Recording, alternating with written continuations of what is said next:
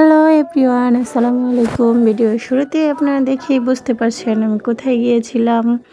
যদিও এখানে যাওয়ার কোনো প্ল্যান ছিল না, তারপরও সিলেট যেহেতু গিয়েছি তো মাজারটা দেখে আসলাম।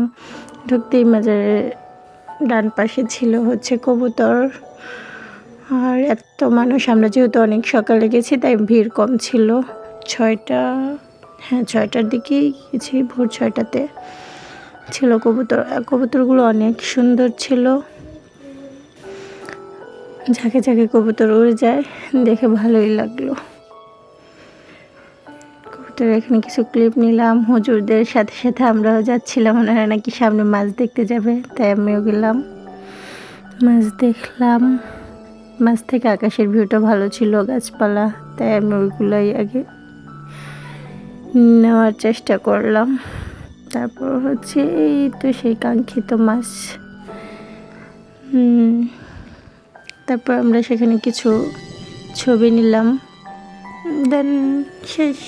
ওখান থেকে বেরিয়ে আমাদের নতুন গন্তব্যস্থানে যাওয়ার জন্য বের হয়ে গেলাম। আল্লাহ হাফেজ।